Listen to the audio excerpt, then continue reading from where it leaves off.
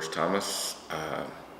I'm a veteran of the United States Army, E5, communications specialist. I was in service from March 1979 till February 1986, close to 7 years. My father suffered a heart attack, and he had a quadruple open heart surgery. So my company commander came to me and he said, Sergeant Thomas, he said, you're one of the best NCOs that I have in my unit. What do you think about re-enlisting? I'll guarantee you E6 if you re-enlist. I'm saying, sir, no disrespect to your rank. I say, but I'm going home. You know, he tried to talk me out of it. Well, your dad lived his life, you got to live your life. I'm like, yeah, he did, and I do, but I'm going home to spend time with my dad, and I did, not knowing that he was going to live another 35 years. But over those 35 years too, I brought a lot of heartache to him because I became addicted to drugs, you know, and drug of choice was crack cocaine, and it taken my first marriage, my wife and kids, who I was married to for 12 years, and we had purchased a home and had cars and lost all of that. I signed the house over to her because if I'd have kept it, I'd have lost it. And I wanted my son and her to have a home, so I signed it over to her. And I moved to my parents' house, and I continued using for 10 years. My last program I attended was a year ago. While I was there, I learned about this place here, that they were building a place for homeless vets. So I left the program early, and I went back to my mom's. She actually had a stroke, and I went back to help take care of her. And in her recovery period, she realized that in the home that she was living in, that the flood insurance, the utilities, just the property tax, and all the necessities to run the house was a bit much. She was on a fixed income. So she set me aside and said, I'm gonna have to, you know, get out this house. I'm like, okay, well, do what you need to do for yourself. I said, I'll be okay. And so maybe a month later, the house was sold, and I became homeless. I was homeless for maybe 3.5 months, waiting for this place to open up.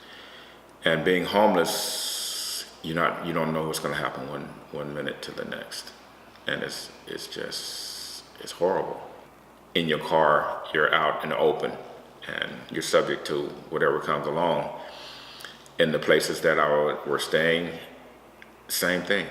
You know, you never knew when somebody was going to come in to rob, or when something was going to break out between two people that was there to purchase, or anything like that. So it was just needles and pins all the time.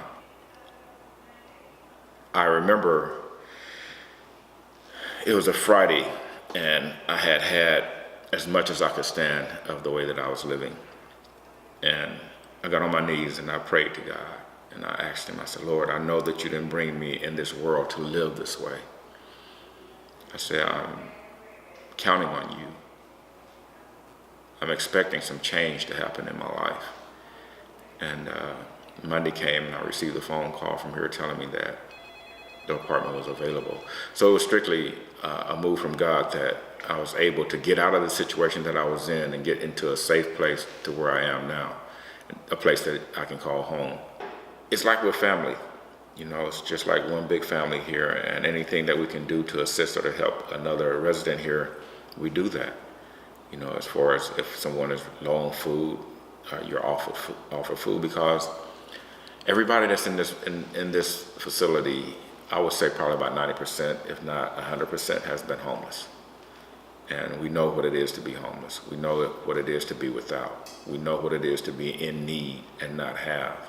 So now that we have a little bit, we try to share with one another. What makes Mather Veterans Village really special is the community that was created instantly there amongst the veterans. And we've always known that was the intent of creating a veterans-only community, because there is that natural instinct and that bond there that creates that support system that will lead to a greater success rate for those to remain in housing or to move on into other permanent housing.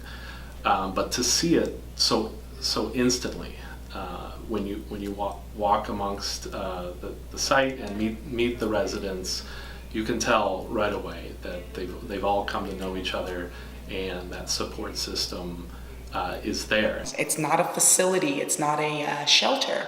It is truly their own environment that they control.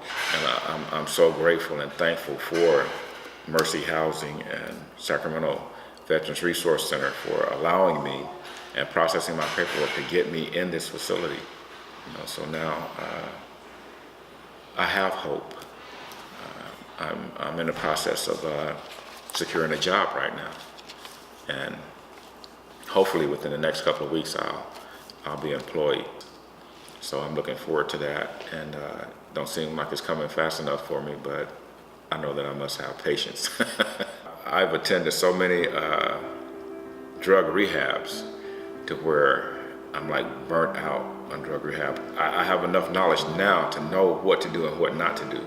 So it's just about me utilizing what I've learned and putting it into my daily activities to stay clean and sober. But there have been times in the past where I've dropped the ball and I've used, but the difference now, I don't stay out there using. I get up and I dust myself off, and I get back in the fight for life. So that's how and why I'm here now. Because if I ever give up on myself, then nothing else can help me. Nothing or no one. But as long as I have the desire to better myself, then I know that I stand a chance for success.